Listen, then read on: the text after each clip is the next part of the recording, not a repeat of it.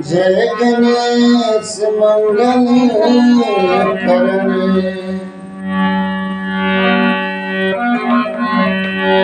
विघ्न हरो गणराज,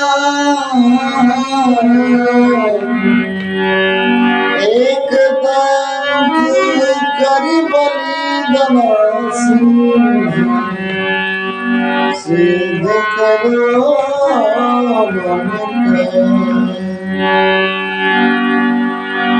कि माँ की ज्योति से नूर मिलता है,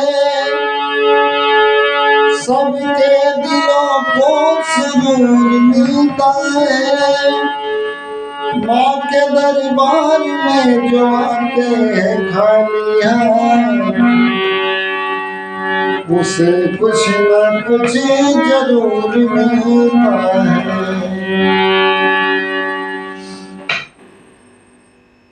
तो लीजिए, मैं संजय पुरवैया आप लोगों के सामने एक छोटी सी भजन।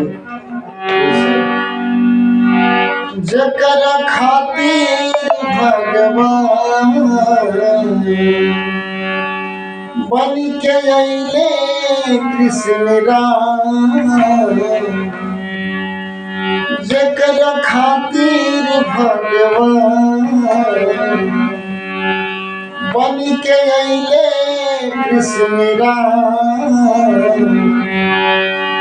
माई के दूधवा से बढ़ी के मिठाई नहीं के, माई के दूधवा से बढ़ी के मिठाई नहीं के। अभागा बाट जकरा लगे माई नहीं के, अभागा बाट जकरा लगे माई नहीं के। दूध भात मुँह में खिजावे चंदा मामा कही कही के, दूध भात मुँह में खिजावे चंदा मामा कही कही के।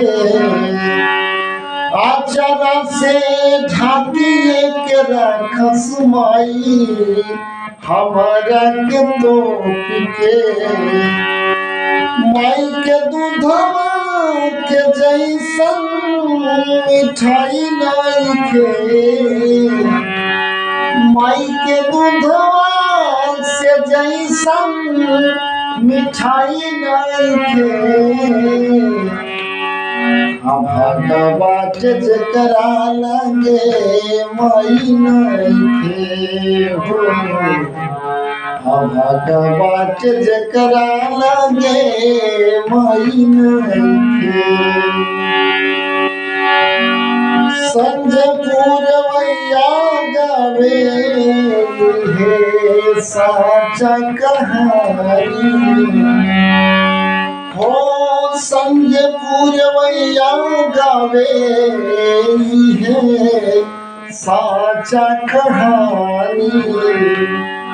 माई के कृपा से माई चले दुनिया सारी, माई के कृपा से माई चले दुनिया सारी।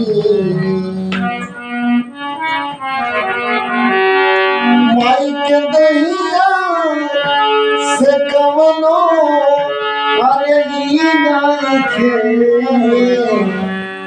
माई के दहिया से कवनो नहीं खे। अभागा बाट जकरा लगे माई नहीं के, अभागा बाट जकरा लगे माई नहीं के। हो संजय पुरवैया गावे है साचा कहानी।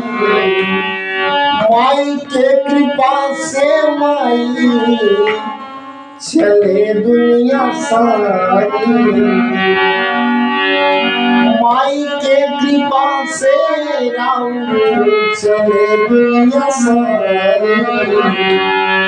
माई के दूधवा से बढ़ी के मिठाई नहीं खे, भागा बाट जकरा लगे मई नइखे हो, भागा बाट जकरा लगे मई नइखे हो, भागा बाट जकरा लगे मई नइखे। गाना अगर पसंद आएगा तो लाइक और सब्सक्राइब जरूर कीजिएगा।